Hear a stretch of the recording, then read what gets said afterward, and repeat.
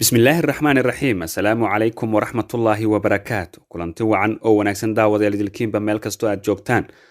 halkani waa marqaati tv kusoo dhawaada barnaamijka falanqaynta xogta caalamka si gaara waxaynu daawadayaal ugu eegi doonaa barnaamijkeena haddii allaha awoodda leh uu raali ka noqdo wararkii ugu dambeeyay dagaalada culus ee dhex maraya Soomaalida iyo Canfarta ciidamadii ugu badnaa Canfar oo la go'doomiyay iyo dowladda Ethiopia oo Soomaalida ka baryaysa in ay siiyaan wadadii ay ku baxsan lahaayeen ciidamadaasi xog iyo macluumaad arintan ku saabsan ayaan idin haynaa iyo dagaalada ka soconaya qaybo kamid ah waqooyiga wadanka Ethiopia mar kale daawadayaal soo dhawaada wahagag intaanu barnaamijkeena u gudagelin daawadayaal waxaanu jecelnahay in aanu bixino wargelin kooban oo ku saabsan in wixii maanta ka dambeeya la joojiyay in marqaati tv laga qaato muuqaalo isla markaana lagu baahiyo baraha bulshada gaar ahaan Facebook pageska waxaa dhowran dhammaan xuquuqda muuqaalada iyo barnaamijyada aan halkan ka sii deeno barnaamijkeena ayaynu gudagalaynaa dagaal aad u qaraar ayaa wili ka soconaya galbeedka gobolka City wuxuuna u dhaxeeyaa ciidamada dowlad deegaanka Soomaalida Ethiopia iyo ciidanka Canfarta kadib duulaan ay soo qaadeen ciidanka gaarka Canfarta iyo maleeshiyaadkooda dagaalkan ayaa waxaa ka dhashay khasaare aad u xoogan waxaana lagu dilay boqolaal qof waxaana maalmahan uu ahaa dagaalkan mid aad u xoogana sida wararku ay sheegayaan dagaalkan waxaa lagu dilay in ka badan 200 oo maleeshiyaadka Canfarta ah saraakiisha Liu Poliska ayaa sidaasi sheegay waxaana sidoo kale ay tilmaameen inay ku hareeraysan yihiin magaalada Garbaciise saraakiishan ayaa sidoo kale waxa ay tilmaameen inay la wareegeen deegaano badan oo ay ka saareen maleeshiyaadka Canfarta iyo ciidankooda gaarka ah guulo waaweyn ay gaareen deegaanadan lagu dagaalamayo waxaa sheeganaya Canfarta iyadoo dowladda dhexe ee Ethiopia ay bilowday wadahadallo looga gol leeyahay in lagu joojiyo colaadda ka holcaysa labada dhinac wadahadallada ayaa wajiga koobaad looga hadlayaa sida ay ilo xog ogaal sheegeen sidii ay wadaay u maraan loogu sameyn lahaa ciidamada iyo maleeshiyaadka Canfarta oo go'doon ku jira kuna go'doonsan magaalada Garbaciise waxaana magaaladaasi ku hareeraysan ciidamada Soomaalida Liu Police ayaa la sheegay in gabi ahaanba ay xireen dhammaan wadooyinka soo gala iyo kuwa ka baxa Garbaciise waxaana dagaaladan ay yihiin kuwa halkooda ka socda Soomaalida iyo Canfarta ayaa marar badan waxa ay ku dagaalameen Candhoofa Cadeyti iyo sidoo kale Garbaciise iyo deegaano kale oo xadkooda ku yaala waa xadka Canfarta iyo Soomaalida dhinaca kalena waxaa xaaladan taagan sii huriyay guddiga doorashooyinka Ethiopia kadib markii ay soo saareen in 8 tuulo oo xadka labadan deegaan ku teedsan ay doorasho ka dhacaynin shacabka ay codadkooda ka dhiibtaan tuulooyinka u dhow ee ay gaari karaan go'aankaasi waxaa iska diiday maamulka dowlad deegaanka Soomaalida iyaga oo qoray warqad ay ku sheegeen inay marnaba aqbali doonin dhul uu deegaanka Soomaalidu leeyahay in deegaan kale la hoosgeeyo deegaanka Canfarta waxay dhinacooda sheegayaan in tuulooyinka aan soo sheegnay la hoosgeeyo dhankooda si doorashada soo socota ay uga dhacdo halkaasi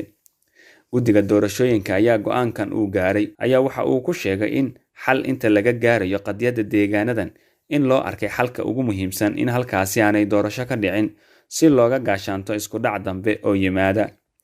xukuumaddii uu hogaamin jiray Cabdi Maxamuud Cumar ayaa tuulooyinka Candhoofa Cadeyti iyo Garbaciise waxay siiyeen deegaanka Canfarta waxaana loo qoray warqad rasmi ah oo dhulkaasi Canfarta lagu hoosgeenayo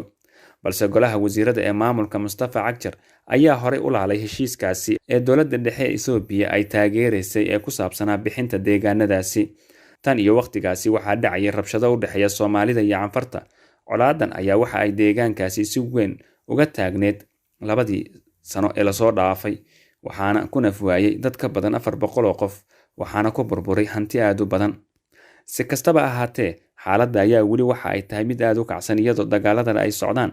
laakiin markan sida ay wax u muuqdaan waxa aad looga awood sareeyaa ciidamada Canfarta waxaana kuwa hadda go'doonsan ay yihiin kuwa u baqanaya naftooda saraakiisha hogaaminaysa ciidamada Liu Poliska waxa ay sheegeen in madaxdooda ay amar ka sugayaan isla markaana daqiiqado gudahood ay ku soo abjari doonaan ciidamada ku dhex go'doonsan Garbaciise sidoo kalena waxa ay tilmaameen in deegaankan iyo deegaano kale badan ay gacanta ku soo dhigi doonaan isla markaana ay dhamaatay waqtigii dib looga laabanayay dagaaladan dowladda dhexe Ethiopia qudheeda oo u muuqata in ay dhan u janjeerto ayaa markii ay xaalad adag ay galeen ciidamada ama maleeshiyaadka Canfarta waxa ay bilaabeen wadahadal sidii horeyba u dhacday ciidamada Liu Police oo horey guulo waaweyn dagaaladan uga gaaray ayaa waxaa dib u soo celiyay dowladda dhexe haddana markii mar labaad loo awood sheegtay ciidamada canfarta waatan dowladda dhexe oo doonaysa wadahadal iyo waanwaan, balse dadka falanqeeya arrimahan waxa ay sheegayaan in xalka keliya ay tahay in dowladda dhexe ay go'aan ka gaarto deegaanadan kuna soo celiso dadka Soomaaliyeed ee lahaa canfartana dib loo celiyo loona sheego inay ku ekaadaan deegaanadooda. Haddaba daawadayaal wixii kusoo kordha dagaaladan wararka iyo barnaamijyada dambe Markhaati TV ayaan idinkugu soo gudbin doonaa haddii Allaha awood leh uu raali ka noqdo.